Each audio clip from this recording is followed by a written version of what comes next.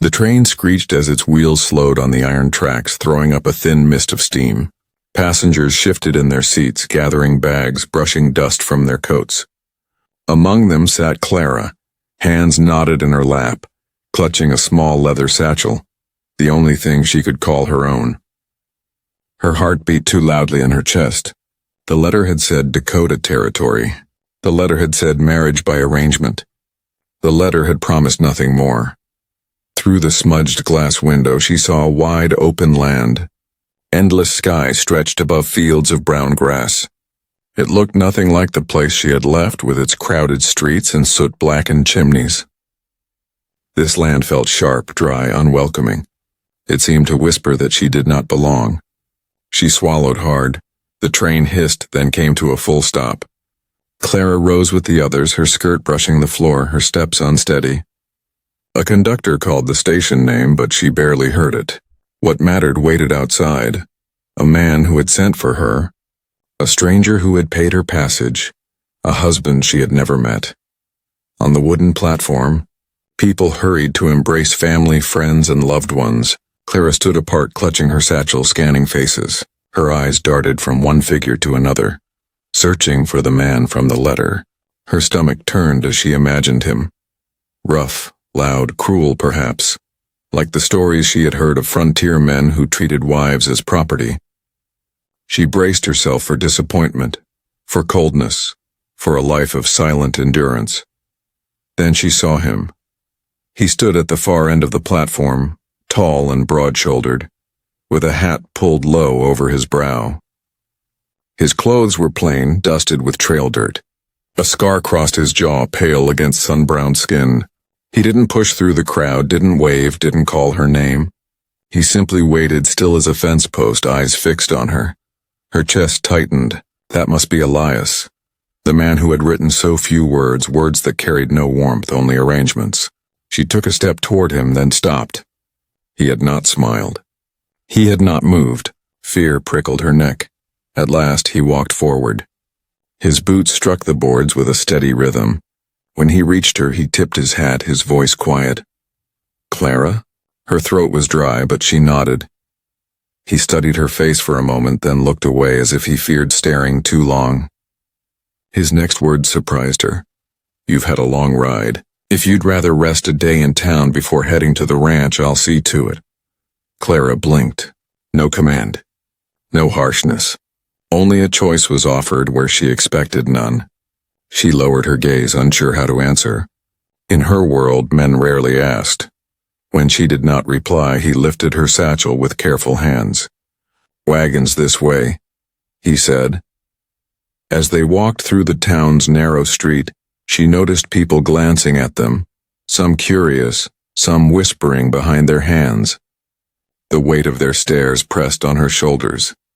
She wondered what they saw. A bought bride, a desperate woman, a bargain struck in silence. Her cheeks burned. Beside her, Elias said nothing.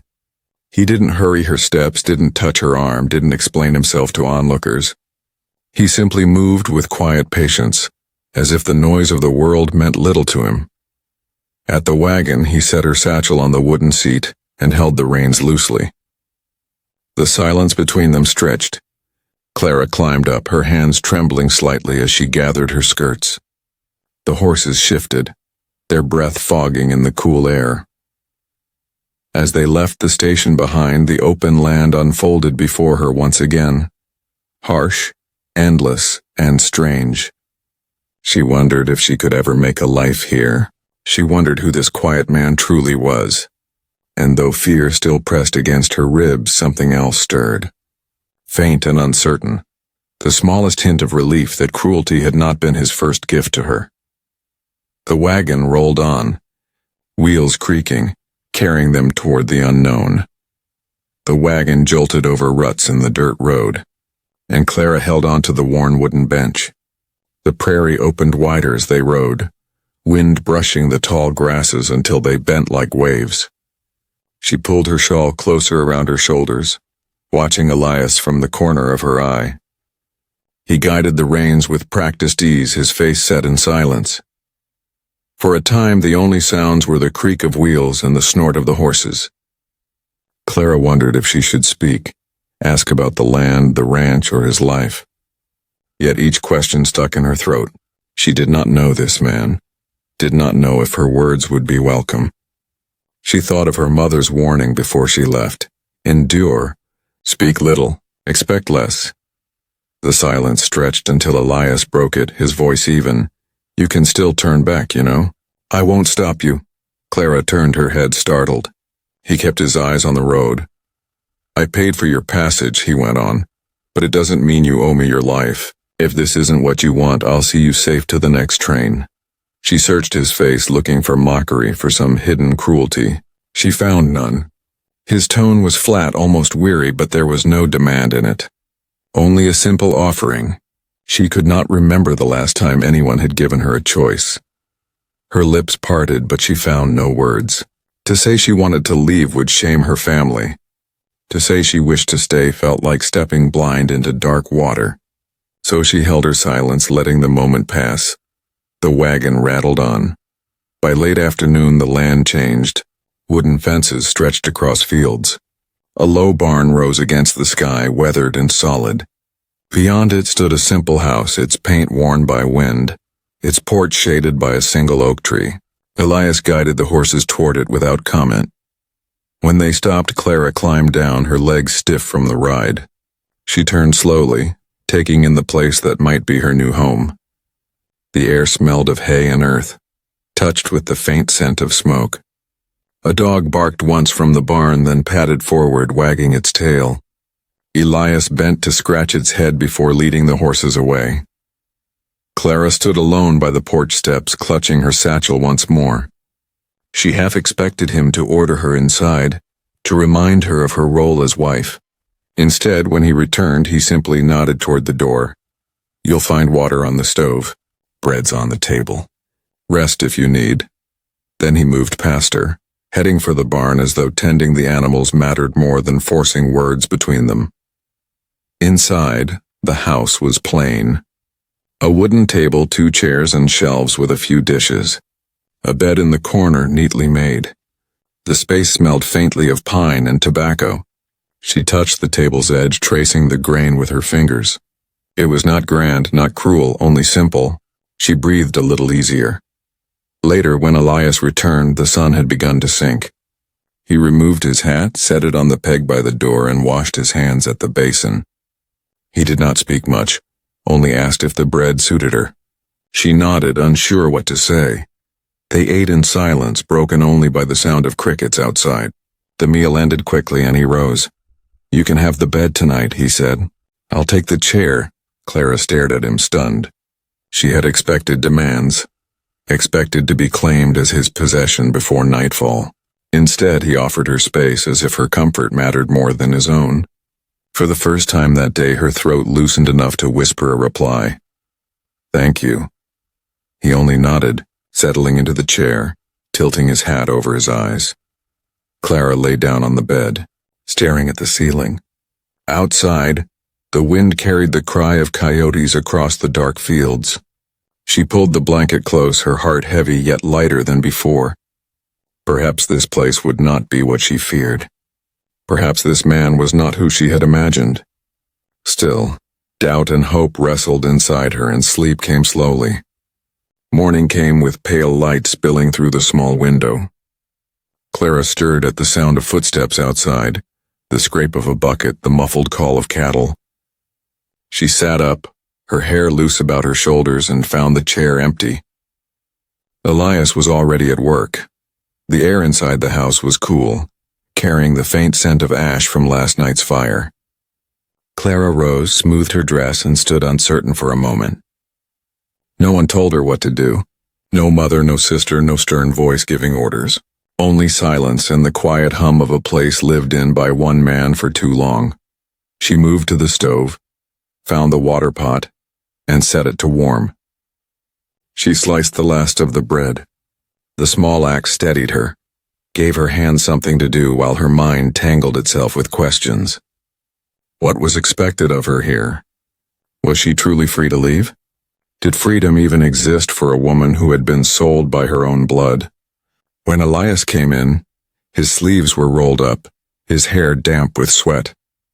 He paused, glancing at her as she placed bread on the table. His eyes flickered, surprised, maybe even grateful, though his voice stayed even. "You didn't have to." Clara lowered her gaze. "I know." He sat, ate in silence, and when finished, carried his plate to the basin. It was a small gesture, yet she noticed. Many men she had known would have left it for her. Later, he showed her the barn. The animals shifted in their stalls, their warm breath rising in the cool air. A chestnut mare tossed her head, snorting at the sight of a stranger. Clara stepped back, her pulse quickening. Elias laid a calm hand on the horse's neck. "She won't harm you," he said quietly, "but she'll test if you fear her." Clara nodded but kept her distance. Elias did not push her closer, did not laugh at her hesitation. He simply fed the mare and moved on. Throughout the day, he showed her other chores, the pump for water, the place where laundry could be scrubbed against stone, the shelves where dried beans and flour were kept. He explained only what she needed, never with sharpness, never with impatience. Clara listened, absorbing each detail. She found herself watching him when he did not see, noticing the way his hands moved with certainty, the way his shoulders carried weight without complaint. She thought of the scar on his jaw, wondered how it came to be but dared not ask. By evening she had swept the floor and folded linen she found tucked in a chest. Small things, but they gave her purpose. Elias returned from the fields as the sun dipped low, and for the first time he asked her a question not tied to necessity. "Do you read?" She blinked, surprised. "Yes, a little," he nodded once. "There are books in the trunk by the window. You're welcome to them." Books. The word stirred something soft in her chest. She had not expected kindness to take that shape. She opened the trunk after supper, finding a worn Bible, a collection of farm almanacs, and a slim volume of poetry whose cover was nearly torn. She touched the pages as though they might crumble under her fingers. When Elias settled into his chair, she read by the fading light. The words rose gently and steadily, speaking of rivers and stars.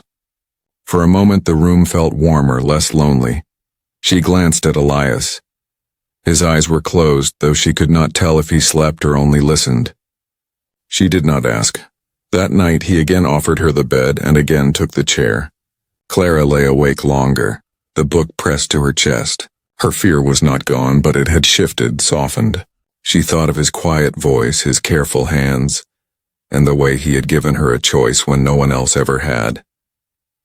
In the silence of the dark, she began to wonder if this man might be different. Not gentle in speech perhaps, but in something deeper, an unseen kindness steady as the land itself. Clara's days began to fall into a rhythm. She swept the house, learned to bake biscuits from the little flour left, and carried water from the pump. Elias tended the cattle, mended fences, and hauled feed. Their words were few, but in those quiet days small things began to matter. He left tools in neat rows so she would not stumble. She folded his shirts with care. It was not love. Not yet. But something like trust began to root in the silence between them. But the world beyond their land did not rest. On Sunday, Elias drove the wagon to town for supplies and Clara rode beside him. The church bell rang as they entered, echoing across the clapboard buildings. Townsfolk filled the streets in their best clothes. Glancing curiously at the new face beside Elias, Clara felt every look as though it pressed against her skin. Inside the general store, whispers began. "That's her?" One woman muttered behind the counter. "Mail order. Can't imagine what kind of woman takes to selling herself like that." "Desperate, that's what," another replied. "Doesn't seem right for Elias to bring in a stranger when good women here would have had him." Clara kept her head bowed, her cheeks burning. She tried to ignore the words, but each one landed heavily. When they left the store, a man stepped into their path. Tall, broad, with a hard smile that did not reach his eyes. His name was Bram Cutter, though Clara learned it only later. "So this is your bride, Elias," Bram said, his voice smooth with poison. "Didn't think you'd stoop so low." Elias's jaw tightened, but he said nothing. Clara waited for his defense for some sharp reply, but he only guided her past the man and into the wagon. Bram chuckled behind them, loud enough for all to hear. On the ride home, Clara's hands twisted in her lap. At last she spoke, her voice barely above a whisper. "Why didn't you answer him?" Elias flicked the reins, his face unreadable. "Words won't change him. Better to save them." Clara stared at him, uncertain if his silence was strength or weakness. All she knew was the sting of humiliation, the taste of shame she could not wash away. The gossip grew in the weeks that followed. At the well, women turned their backs. At the mercantile, Clara heard snatches of talk. How she had no standing, how Elias had been foolish to bring her. Some said she was running from a past too dark to speak of. Others whispered that she would not last the winter. Bram Cutter's voice carried loudest. He had wanted Elias's land for years, so the stories went. Now he used Clara as a weapon, spreading doubt about her character, mocking her presence at every chance. Clara felt the weight of it each time she walked through town. She shrank under the stairs, her eyes fixed to the ground. She wondered if Elias regretted her, if he thought of sending her back. At night, she lay awake listening to the wind rattle the shutters, her heart heavy with fear of being unwanted once more. Yet even as the world outside turned against her, small things inside the ranch told another story. Elias fixed a broken hinge on the chest so her books would stay safe. He left a sprig of wild roses on the table one morning, though he said nothing of it. When she burned a pan of biscuits, he ate them anyway without complaint. Each act was quiet, almost hidden, yet they glowed in the shadow of the town's cruelty.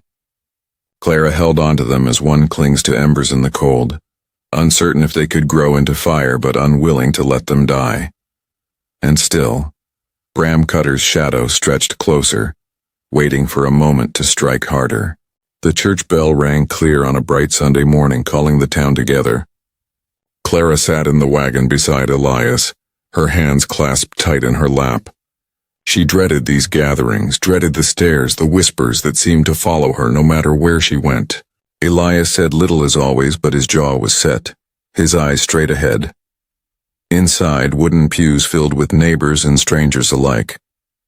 Clara slid into the seat beside him, her heart thudding. She could feel eyes on her, prying, measuring.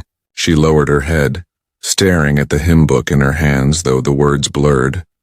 The preacher spoke of forgiveness and mercy, his voice booming from the pulpit. Clara listened, but her mind wandered to the faces around her. Some looked away, some frowned, and some whispered behind their palms. Each glance was a reminder that she was not wanted here. When the service ended, townsfolk lingered outside. The sun blazed hot. Children ran across the yard and conversations buzzed. Clara stood near Elias, clutching her shawl tight. She wished to leave, but he was speaking with the blacksmith about supplies. That was when Bram Cutter appeared. His shadow fell across the ground, long and dark. His smile was sly, his voice loud enough for all nearby to hear. "Elias," he drawled, "I see you've brought your bride." He tipped his hat mockingly toward Clara. "Mail order, paid in coin like cattle." Laughter rippled through a small cluster of men. Clara's face burned hot. Her throat closed tight. Bram stepped closer, eyes flashing. "Strange, isn't it? A man like you settling for a woman no one else wanted. Makes folks wonder what she's hiding." The word struck hard. Clara's chest squeezed. For a breath she thought Elias would do as always, stay silent, walk away, let the insult pass. But this time he did not. Elias stepped forward, his voice steady but loud enough to carry. "You'll speak with respect, Bram. She is my wife." The crowd stilled. Bram's smile faltered. Elias went on, his gaze fixed on the man who had mocked her. "I chose her. She is not cattle, nor coin, nor shame. She is under my name and my roof, and any man who questions her questions me." The air seemed to thicken with his words. The laughter died. Even the children grew quiet. Bram's jaw worked, anger flashing in his eyes. But before he could reply, Elias turned, offering his arm to Clara. "We're leaving." Clara hesitated only a moment before placing her hand on his arm. Together they walked to the wagon, the crowd parting in silence as they passed. No one whispered now. No one dared laugh. Once they were on the road, Clara kept her eyes on the horizon, her throat thick with emotion she could not name. At last she spoke softly. "Why did you do that?" Elias's hands tightened on the reins. "Because it was right." Clara studied him, the quiet strength in his posture, the way he looked ahead without pride or boast. He had not defended her to win praise, but because he believed it. Her chest ached, not with shame this time, but with something warm and fierce. That evening, as the sun dipped low, Clara set the table with care. She lit the small lamp and placed the worn book of poetry beside her plate. When Elias came in, she looked at him differently. No longer just the quiet man who offered her choices, but the man who had given her dignity before others. As they ate, silence lay between them as always. Yet it was no longer heavy. It was full, alive, carrying words that did not need to be spoken. In the dark that night, Clara lay awake with her heart racing. For the first time since stepping off the train, she felt a seed of belonging take root. And though the world outside still whispered against her, she knew Elias's voice had cut through the noise. It had changed everything. The weeks after the church gathering felt lighter for Clara. Though whispers still stirred in town, people spoke them less boldly now. Elias's defense had silenced many tongues, and for the first time, Clara could walk the main street without shrinking under every stare. Yet not all was quiet. Bram Cutter had not forgotten the sting of being challenged in front of the crowd. His eyes followed them whenever they came to town, dark with fury. Clara felt the weight of his grudge even from across the street. Back on the ranch, life pressed on. Autumn winds swept across the prairie, scattering golden leaves. Clara learned more of the work, feeding hens, mending clothes, and patching a torn curtain. Elias showed her how to milk the cow, his large hands steady on the pail. She laughed once when the animal kicked and nearly toppled the stool. Elias looked at her then, startled at the sound as though laughter had been a long-forgotten thing. But the light moments could not shield them from the shadow growing near. One evening Elias returned from the fields with a grim look. "Fences cut," he said. Cattle pushed out onto the open plain. Clara's hand stilled over the bread dough. "By whom?" His jaw tightened. Bram or many sent. Fear prickled at the back of her neck. She remembered the venom in Bram's words, the way he had mocked her before the town. He was not finished. The next days brought more trouble. A wagon axle broke in the night, though it had been sound the day before. Tools went missing from the barn. Once Clara found the chicken coop door unlatched and feathers scattered. 3 hens gone. Each act was small, but together they told a story. Someone wanted them weakened, frightened, pushed off the land. One afternoon, while Elias rode out to search for the cattle, Clara remained at the house. She hung sheets to dry when she saw a figure on horseback at the ridge, Bram. He did not ride closer. He only sat watching, his presence sharp as a blade across the open field. Clara's hands shook as she gathered the sheets. By the time Elias returned, Bram was gone, leaving only dust where his horse had stood. That night, Elias set a rifle by the door. His eyes met Clara's, steady and sure. "He means to scare us," he said. "But I won't be driven off." Clara swallowed hard. "And if he does more than scare?" Elias's voice was low. "Then we stand." The word settled in her chest, heavy yet strangely steadying. She had known fear all her life, fear of hunger, of cruelty, of abandonment. But now she shared it with someone who would not yield. It was different, almost bearable. Days later the attack came. Clara woke to the roar of fire. She rushed to the window. The barn was ablaze, flames leaping high into the night. Smoke stung her throat as she ran outside. Elias was already there, throwing buckets of water, shouting for her to keep back. The horses screamed inside their stalls. Without hesitation, Elias plunged into the smoke. Clara's heart nearly stopped. She ran for water, throwing it over the flames, choking on ash. At last Elias emerged, leading the terrified animals out, his clothes blackened, his eyes burning with fury. Neighbors came, drawn by the glow in the sky, but the barn was half ruined before the fire died. No one spoke Bram's name aloud, but all knew who had done it. Clara stood in the yard, trembling, watching the barn smolder. Elias's hand rested heavily on her shoulder, grounding her. "He won't break us," he said, and though fear still gnawed at her, Clara believed him. The barn still bore black scars from the fire. Charred beams jutted into the sky like broken teeth. Each time Clara passed, she felt a shiver, a reminder of how close they had come to losing everything. But the cattle were safe, the house unharmed, and Elias refused to bow. They worked side by side to rebuild. Clara hauled buckets of water to soak smoldering timbers. She swept ashes into piles while Elias salvaged what wood he could.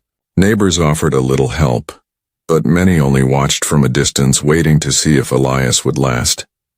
Clara saw it in their eyes, doubt, pity, curiosity. She felt it like a weight pressing down. Still, Elias kept moving. He rose with the dawn, hammering, sawing, working until his hands bled. At night he sat silent, eyes fixed on the firelight, a storm behind his stillness. Clara sat near, sewing small tears in his shirts, reading softly from the old poetry book. She did not know if he listened, but she read anyway, her voice steady in the quiet. One morning, Elias saddled his horse with a grim look. "I'm going into town," he said. Clara felt dread twist in her stomach. To face him? His gaze met hers. To end this. She wanted to protest, to beg him not to go, but the words stuck. She saw in his eyes the same resolve that had carried him through fire. He could not be turned. The hours crawled while he was gone. Clara tried to busy herself with chores, but her hands shook too badly. She watched the horizon, waiting for his return. At last, near sunset, she saw his figure riding hard, dust trailing behind. Relief surged. He was alive, but he carried news. Bram had gathered men, Elias said, not to speak, not to argue, but to drive them out by force. "They'll come here," he told her. "Soon." Clara's heart pounded. "What can we do?" Elias's voice was calm. "We stand. This land is ours, and I'll not yield it." That night they made ready. Elias cleaned the rifle, set tools in reach, and checked the shutters. Clara fetched water, stacked buckets by the door, and laid out cloths for bandages. Every task steadied her hands a little more. Fear still pressed close, but beside Elias she felt a strange strength, as if their lives were woven together now. If one fell, the other would rise. When the sound of hooves came, the moon was high. Clara's breath caught. Shadows moved at the edge of the field, men on horseback carrying torches. She clutched the edge of the table as Elias stepped to the doorway, rifle in hand. "Stay inside," he told her. But Clara shook her head. "I'll not hide." He looked at her, eyes fierce yet soft, and gave a small nod.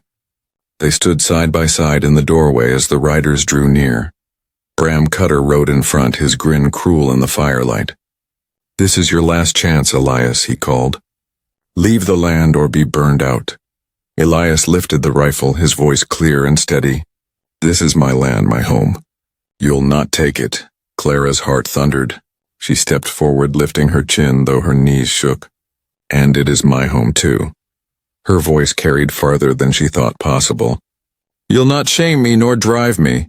The men muttered among themselves, some shifting uneasily. Bram's grin faltered, anger flashing in his eyes. He spurred his horse closer, torch raised high. But Elias stood unyielding, and Clara's presence at his side struck harder than fire. The moment hung, tense as a drawn bowstring, waiting for the spark that would decide everything. The night air quivered with heat from the torches. Horses stamped, snorted, and shifted nervously as men waited for Bram's signal. Clara's breath came fast, her hands clenched at her sides, but she did not step back. Elias stood tall beside her, rifle steady in his grip. "Last chance," Bram Cutter shouted, his voice thick with rage. "Leave or burn." Elias's answer came low and even. "You'll not have what's mine." The standoff stretched, silence sharp as a blade. The other men glanced at one another. Some looked uneasy. They had come to follow Bram, but few wanted blood spilled in front of a woman. Still, Bram urged his horse forward, the torch held high, its flames whipping in the wind. "Then you'll pay for it," he snarled. He hurled the torch toward the house. Clara cried out, but Elias moved quickly. He dropped the rifle to his arm and swung the torch aside with a shovel propped by the doorway. Sparks scattered harmlessly into the dirt. The men gasped, surprised by his speed. Elias's voice cut through the night. "Any man who rides with him tonight rides against me." And the law. The words carried weight. Many in town still respected Elias, knew him as steady, fair, not quick to anger. To see him stand so fierce now stirred doubt in their hearts. Several riders pulled their horses back, muttering, unwilling to be part of Bram's madness. Bram's face twisted. "Cowards." He spat at his men. "You'd let him shame you too?" But the fire in his words no longer caught flame. One by one the riders wheeled away, fading into the dark until only Bram remained.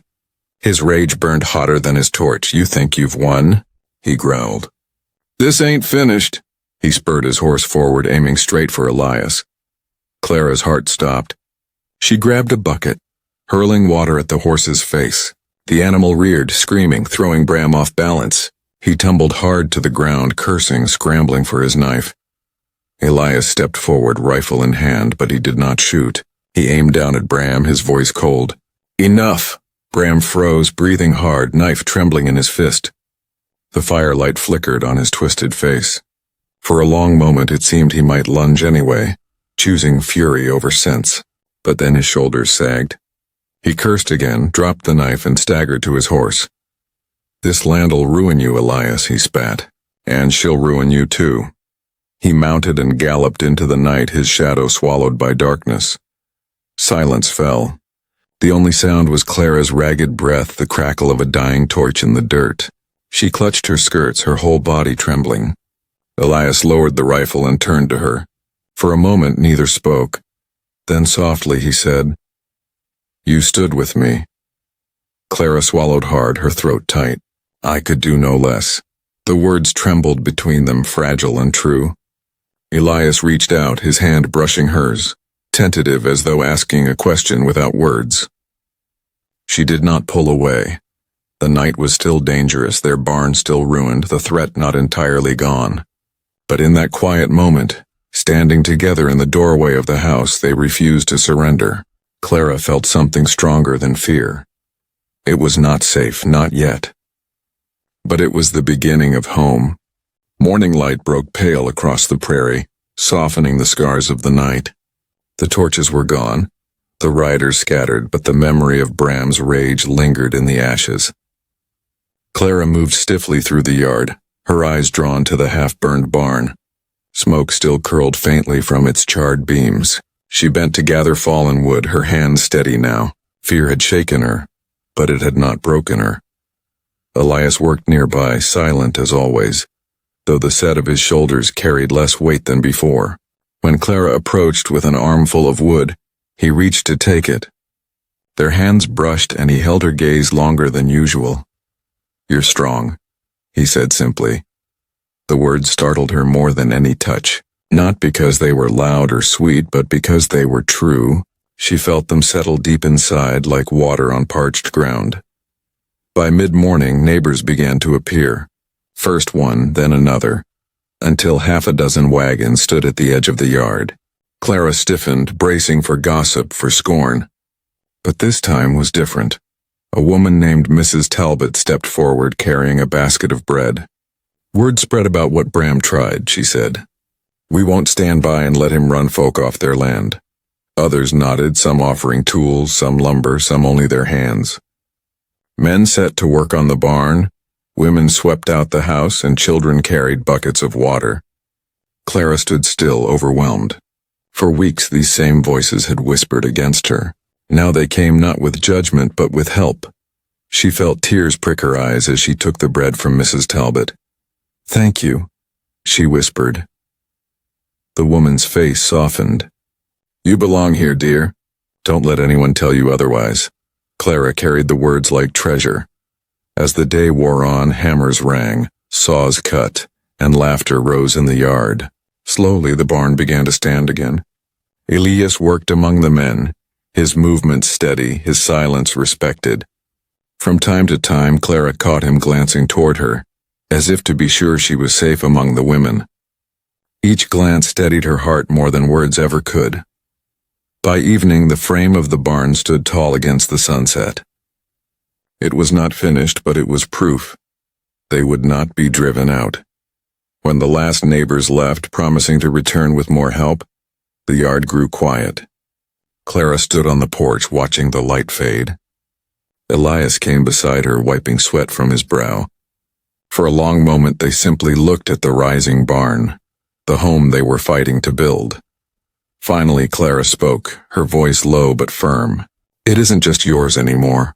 It's ours." Elias turned to her. His eyes held a depth she had not seen before, something like relief, something like hope. Slowly he reached out, taking her hand in his calloused one. "No," he said softly. "It's ours." The words carried the weight of promise. Not of arrangement or duty, but of choice freely given. Clara felt her heart swell, the ache of loneliness easing at last. The prairie still stretched wide and harsh around them. But here in this place they had defended together. She felt something stronger than fear or doubt. She felt love beginning to take root. Autumn settled slowly across the land. The grass turned gold, the sky deepened, and the wind carried the scent of harvest. Weeks had passed since the night Bram tried to burn them out. His threats had faded, his name spoken less and less in town. Folks had seen his cruelty plain. They had chosen where they stood. Clara rose early each day, her steps light as she moved through the house. What had once felt like borrowed walls now felt like her own. She stitched curtains for the windows, planted roses by the porch, and tended chickens that pecked the yard. Each small act left her mark on the place, weaving her life into its soil. Elias watched, often silent, but his silence carried warmth now. He had always been a man of few words, but his quiet no longer held distance. It was full of presence, steady as the ground beneath her feet. He worked the fields, mended fences, shaped the barn with his own hands, and when the day was long, he brought her wild flowers from the ridge. The people in town greeted her differently, too. Where once there had been stares and whispers, now there were nods and smiles. Mrs. Talbot stopped by often, bringing stories along with fresh bread. Even the preacher's wife asked Clara to help with church gatherings. Little by little, Clara felt the web of community draw her in. One evening, as the sun dipped low and painted the prairie in fire, Clara stood on the porch and watched Elias hammer the last plank into the barn. He stepped back, wiping sweat from his brow, and looked at what they had made. The barn stood strong, taller than before, built not just by his hands but with the help of neighbors and the courage of standing together. Clara walked down to him, her skirts brushing the dust, her heart full. "It's beautiful," she said. Elias turned, meeting her eyes. He nodded once, but then, after a long pause, his voice came rough and soft all at once. "Not nearly as beautiful as what I've found with you." Her breath caught. For so long she had braced for cruelty, for coldness, for the life of a bargain bride. Yet what she found was different. Hard, yes, but threaded with kindness, trust, and a love that had grown out of shared struggle. She stepped close, slipping her hand into his. His grip tightened, steady and sure. Together they stood before the barn, before the house, before the wide stretch of land that now felt like theirs in truth. The wind rose, carrying the scent of earth and the distant song of crickets. Clara closed her eyes and breathed it in. She was not afraid anymore. "I was given no choice when I came here," she said softly. "But now I choose to stay. I choose you."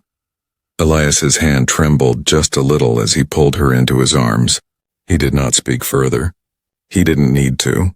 The quiet was enough, full of promise, full of home. And so the prairie night fell around them, vast and unbroken. Together they faced it not as strangers bound by contract, but as husband and wife bound by love freely chosen. Where once there was fear, now there was hope. Where once there was emptiness, now there was home. If you enjoyed this story, don't forget to like the video. It helps more people discover it. Subscribe for more heartfelt frontier romances, and share this with someone who loves stories of hope, courage, and love. Thank you for listening.